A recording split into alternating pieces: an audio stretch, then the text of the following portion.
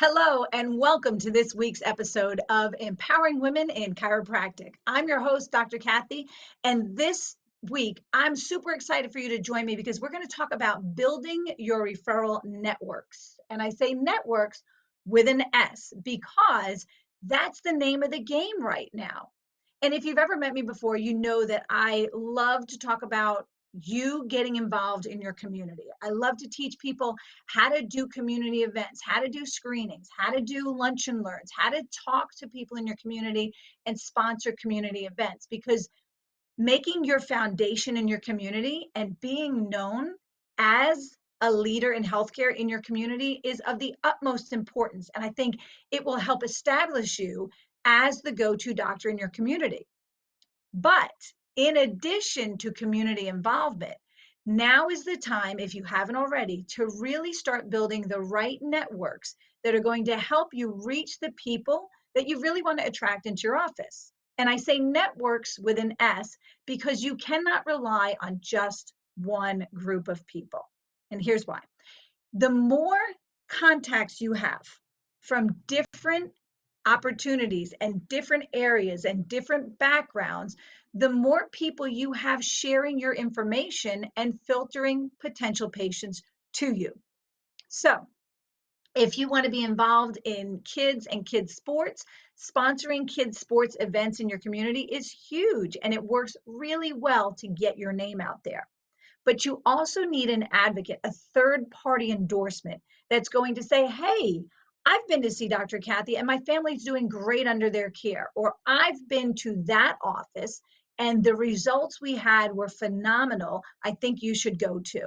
When you have those third-party endorsements, that builds so much credibility. And right now, your community is looking for someone they can trust. Right now, your community wants someone that they know is tried and tested by someone they know. They want a referral. They want to go to someone that they know has had great results, right? They don't just want to go to the new restaurant in town because it's new and they put up a bunch of signs. They want to hear from other people that the food was good. They want to see their pictures on social media and say, oh my gosh, that food looks delicious. I want to go there. And the same thing holds true for their healthcare. So if you want to attract kids and you want to sponsor sports teams, then it would benefit you to get involved with the local athletic centers. You know, those performance centers that pop up all around high school sports teams and middle school sports teams, the ones where kids go and train during the off season. Get involved with them. Build a referral network with those athletic trainers, with those sports performance centers, with the physical therapists who are seeing the student athletes and are sponsoring the school athletics. Get involved with the other people who are also sponsoring those sports teams and build your network that way. And then you have multiple sources sending you qualified referrals who are now looking at you as the answer to their problem, because after all, someone they already know, like, and trust is referring them to you. And so as you start to build these referral networks, what will happen is initially, you might not see a lot of new patients coming in. There might not be a big influx, but it might build some credibility for you. And over time, as you start working with these different people in your community, what you'll see is as you have patients that you can send to them, and they're getting benefits from both of your offices or facilities, those other people will start sending patients back to you. And so it's kind of a give and a take, but it works. And I will tell you this, as many of you know, ChiroSecure is a big sponsor of the League of Chiropractic Women. We thank you so much for that. And I am on the board of the League of Chiropractic Women. And recently we had an event down in Florida on Clearwater Beach, absolutely beautiful, stunning event. It's called The Gathering. And I will just tell you, if you missed it, mark your calendars to come next year. But one of our speakers was the wonderfully funny, beautiful, loving, most amazing person, Dr. Pam Jarbo. And one of the things she talked about is how patients who come off the street are less likely to stay, whereas someone who comes as a direct referral from another professional is so much more likely to not only stay under care, but to respect your recommendations. And I took this to heart and came back with my team, and we really started looking at our numbers.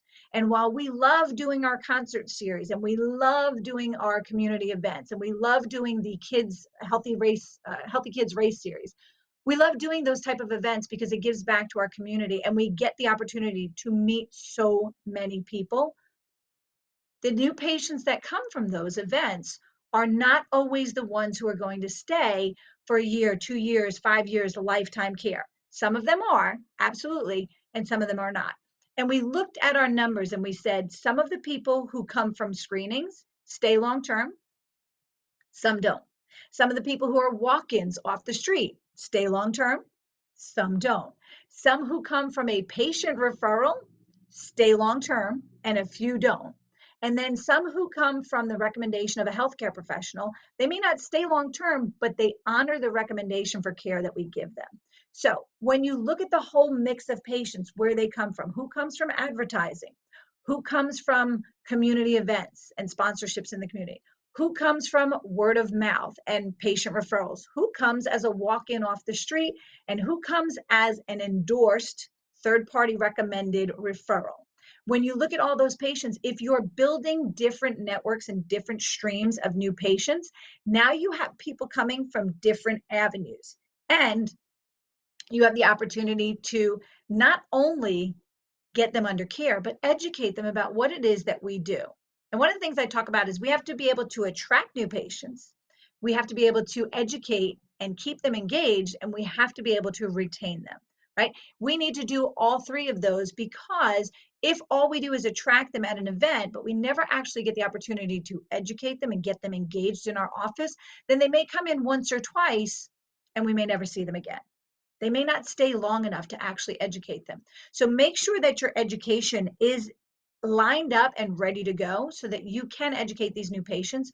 But also, I really want you to look at the type of referral networks that you've been building, or perhaps you were just relying on referrals from patients, in-office referrals. Let's look at the ones outside of your office and how we can do that a little bit better. So I'd like to give you a few ideas of some referral networks that work for our office and work for some of the doctors that I have the privilege of coaching. And maybe you can pick and choose from some of these, or you can add some of your own. There are birth networks in most communities. Get involved with those if you want to attract more pregnant women and newborn babies.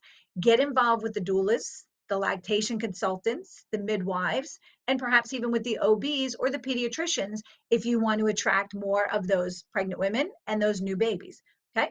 Get involved with the pediatricians and the pediatric physical therapists and the speech pathologist, as well as the occupational therapist, if you want to attract those toddlers and special needs young children who might be a perfect fit for your office. Now, you can also get in touch with the pediatric dentists and people who deal with tongue ties in your community so that you can attract more of those children and babies into your office. Now, if you want to deal more with sports and athletics, then you would want to start building your referral networks around the physical therapists, the personal trainers, the sports performance centers, the athletic trainers, the coaches. You might have lots of coaches in your community, and some of the coaches in your community actually own other businesses. For example, some of the coaches that we deal with own dog babysitting places or own haircutting salons. And so we work with those coaches, but those coaches also do other things outside of coaching. And now they're talking to their clients about our offices as well. If you want to attract more of the personal injury, then it's essential that you start building a referral network that includes attorneys, orthopedic surgeons, neurologists, physical therapists, medical doctors. If you want to build more of a PI personal injury type of network, then you've got to get involved with people who are already handling those patients. So you can have so many different networks, and you don't have to pigeonhole yourself to one. You don't have to just decide on just one, and you don't have to use any of the recommendations that I've just given you. You can build your own referral networks. I have a client who absolutely loves dealing with elderly women. That's her target market. So you know who her referral networks are?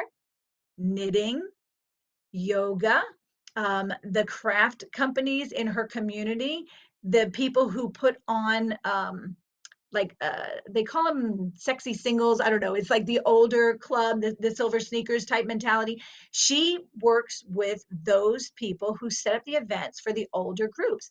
And if you start thinking about who are the people I want to attract into my office, who are the families or the patients or the community members that would really fit well in our office, go after the people who are already serving them. Get to know them, build a network with them, be a referral source, be a source of information, and be a source that can help their already existing customers and clients with challenges that maybe they can't meet. For example, if you build a referral network and it includes one of the sports performance places, well, oftentimes they'll find, we have a cheerleading school right across the street, perfect example. They'll find that some of their flyers can't maintain their balance when they're up in a certain position, and they keep falling to one side. And if they keep falling to one side, we're able to discuss with them and help them understand there is an imbalance going on that is causing them to fall to one side, not be able to maintain their balance. So what are we doing? We're helping that cheer school to have their cheerleaders, their flyers, perform better by having them checked and adjusted when necessary. So now it's an advantage to them to fix a problem that they see in their business with their customers by sending them here, knowing that we are a trusted resource that's going to detect and correct the problem and send them back to the cheerleading school so they can continue to perform at their best capacity. So think of it in that terms. Your referral network is not just about people giving to you. It's a network. It's about a give and take. And how do you and your services benefit those businesses and their clients or customers' challenges? So when you start thinking in that way, look at the people who you want to attract into your office. Look at what they're engaged in. Look at what they're involved with. Look at where they spend their time and their money, and start building a referral network with the people your people are already doing business with. Hopefully that helps you. If you have any questions, please reach out to me. I'm always easily accessible. You can send me a message on Facebook. You can send me a message through Instagram. You can reach out through me through my website at womensvoicesmatter.com.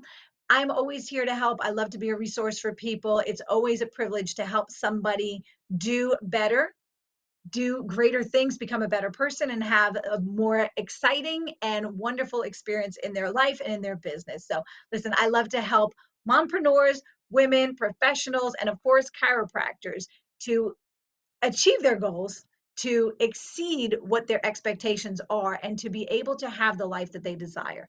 And for me, building networks has been one of the best things that has really helped not just my practice, but my coaching practice as well.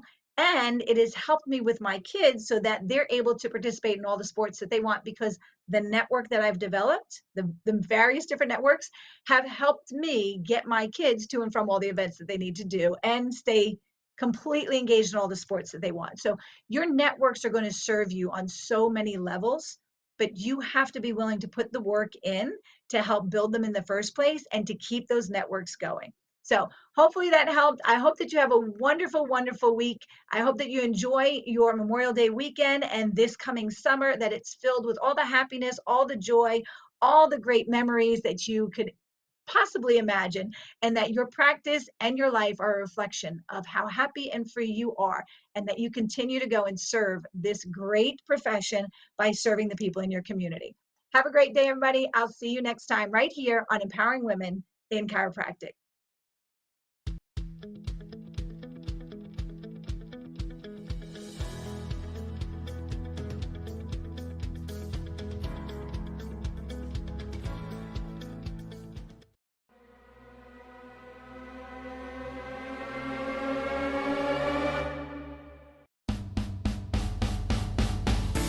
Join us each week as we bring you the best in business growth, practice management, social media marketing, networking, leadership, and lots more.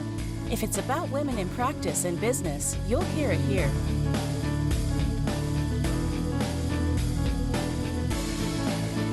We hope you enjoyed this week's Facebook Live event. Please like us on Facebook, comment, and share. We look forward to seeing all of you next week for another episode of Empowering Women in Chiropractic. Now, go ahead and hit the share button and tell your friends and colleagues about the show. Thank you for watching. Have a beautiful day. This has been a ChiroSecure production.